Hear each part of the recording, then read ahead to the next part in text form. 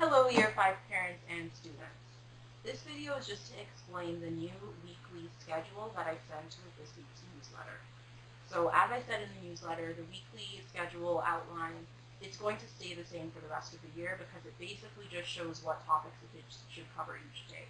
So there's no need for it to change every week. This new outline is based on some of the physical materials that were sent home last week, Thursday and Friday, but it also still has some online components. But I tried to reduce the amount of online activity so that everybody can access it, because I know some kids don't have regular internet access. Others are sharing devices amongst several other kids and adults in the household, so it's tricky. So we're trying to keep it more paper-based. So this is what the schedule looks like. It's pretty much the same day to day with just a few minor changes. Every day is going to start with math.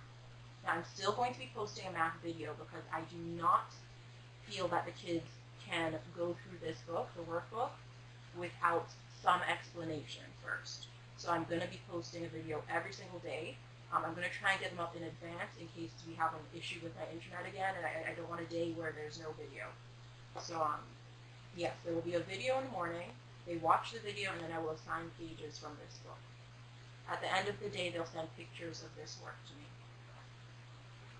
To help parents, I also included this in the packets that were sent home on Thursday and Friday. You'll notice it's not a workbook. All it does is it explains various Year 5 topics. So if you ever come across a term in the book and you're like, I have not seen this since I was in Year 5 myself, you can check if it's in here, and it does a really good job of explaining it. It covers all kinds of topics. It also has resources, how to times tables, names of shapes, things that are just good for the kids to know. So it's not bad to have in the house at all. I would definitely hold on to this. After they finish their math video and the workbook, I want them to do some time on IXL if they have the internet access to do so. After IXL, they get a little break. Now let me check the schedule because after that. After the break, on Mondays, Wednesdays, and Fridays is spelling. So the spelling booklet looks like this. You're going to notice it follows the same structure day in and day out, except occasionally they throw in a word search or a crossword or something like that. The reason I'm not putting it every single day is because I don't want the kids to rush through to the point that they don't remember how to spell the words. I would rather they linger on one page for a little while so that the words kind of sink in a little bit more. So please don't push them to do this every single day. 3 times a week is enough. Even if they only did one page for the week and really learned those words inside out, I would still be very happy. If they made flashcards on Wednesday and Friday that just went with the words from Monday and they just kept practicing those, send me a picture of them with those flashcards, and that's enough for their spelling for the week. Don't make them race through this, otherwise they're not really going to learn the words. After spelling comes their writing booklet. There's 2 different writing booklets out there. One looks like this, Year 5T English booklet. It's the writing booklet. And there's one that says Year 5B writing booklet. They're actually for the same thing. What happened was when I printed this one, I forgot to put a different cover on it because both Year 5s are using the same booklets. So that's why I placed 5B. But I'm going to go with this one because it actually has, I think, everything inside of it. And it begins with sentence correction. So it shows some proofreading marks there, so the kids can refer to that. And then the first few pages after that are all sentence correction activities. Each day, Monday to Thursday, they're going to do one sentence correction activity. Not a full page, just one. So by just one, I mean, see how here it says week 1, Thursday? They would just fill that in this because it falls under Thursday. Friday is something different. So it's about half of a page each day for the sentence correction. When they're done the sentence correction, though, there is something else they are to do. Because the sentence correction should really take them about 5 minutes tops. A little further into the booklet, you'll get to a point that says writing tasks. And it's followed by activities that have a date, not a real date, but kind of an indication of when they're supposed to be doing it. So week 1, day 1. That means all of this is to be done on one day, and then they stop. So they do this activity, they read what's there, look at the example, and then follow through. The next day, it will say at the top, it's kind of covered a little bit by the staple, but it will move to week 1, day 2, if you can see that. All right, and that's Monday to Thursday. On Friday, you'll see this on the schedule as well. You'll notice on Friday it just says creative writing activity or something like that. That's at the very back of the booklet. Weekly writing prompts, there's only 8 of them because they're supposed to be doing 1 a week for 8 weeks-ish. So here are 2 of the writing prompts. They will simply do 1 a week. On a Friday, they don't do the sentence correction, they don't do the other writing activity, they only do the writing prompt. And that's Fridays. Alright, after writing they have another break. It's up to you how long you make your child's break. Maybe they need an hour, maybe they only need 10 minutes and they want to try and knock everything out in the morning. Totally up to you and what works for your family. But after they finish their break in the afternoons, it's always just going to be one more topic for the day and it's going to alternate. So on Mondays and Wednesdays, they're going to do science. Miss Simpson Holness deserves a huge pat on the back and round of applause for putting this together. She managed to organize it so well. She labeled it by weeks. So when you open it up, you'll see it says, if I can ever get it open, week 1. Everything after this, until you see week 2, is to be done in the first week. You can split it up how you choose. So let me just show you.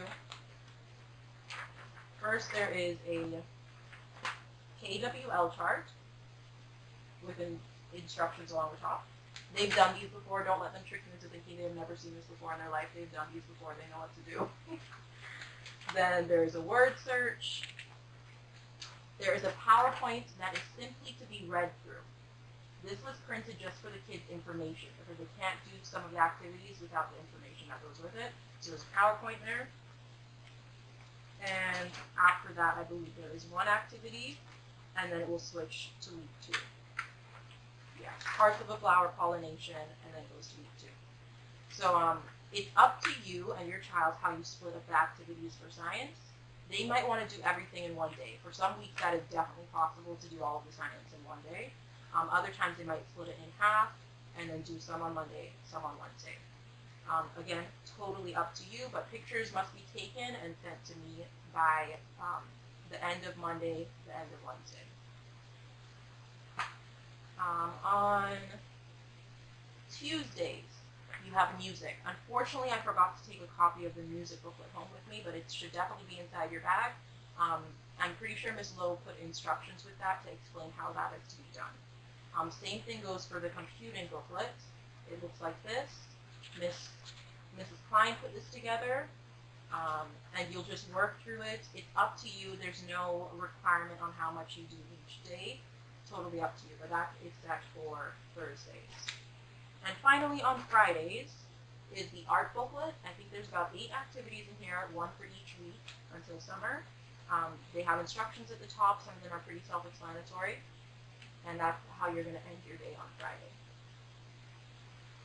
You will also notice that there were some other things inside the bag that I have not mentioned yet, so let me grab those.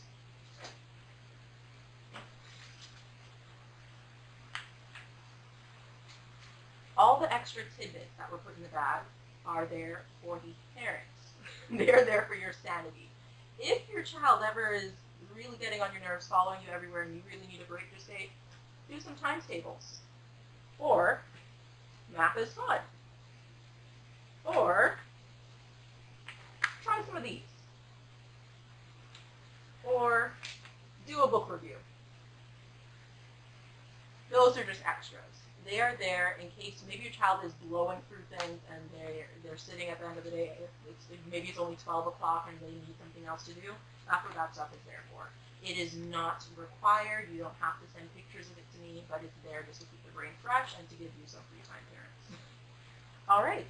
So that covers the schedule. Now, something else that is super important is how I'm going to be reporting attendance.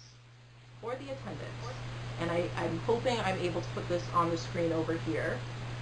I am going to be keeping track daily of which students participate and send me evidence of their work.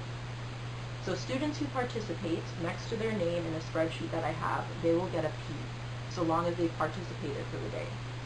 If they have not participated and their parents have not contacted me and given me a reason, they will get an A. That means absent, no reason given.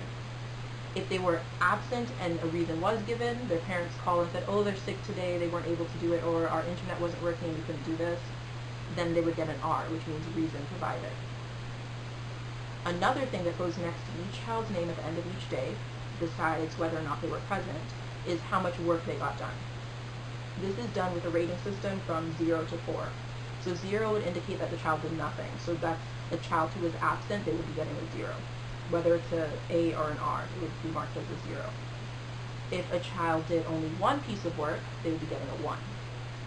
If they did a couple pieces of work, now it depends on how much work the teacher assigned.